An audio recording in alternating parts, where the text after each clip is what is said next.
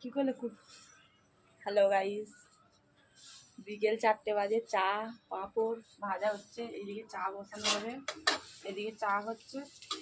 মানে রোজই চা হয় বিকেলে, আজকে ভাবলাম পাঁপড় দিয়ে খাওয়া হবে।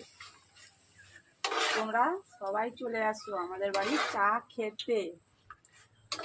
ভাজা হচ্ছে, দোকানের মতন পারবো নি, চেষ্টা কিন্তু ছাড়বো নি। দোকানের মতন না পারলেও চেষ্টা কি ছাড়বো, তাই তো? ভাজো না তুমি, পুড়ে লাল করবে। আমার সব জিনিস তো পুড়ে যাই বলে ওই কথাটা বললো। তা পুড়ে যাবে না, এখানে তো আর কেউ নেই, আমি খাবো তুমি খাবে, আর তো কেউ নেই। ওরা হলো অসুবিধা নেই, ওরাটা আমি খাবো, ভালোটা তোমাদের দেবো। তুমি ছোট পাঁপড়ি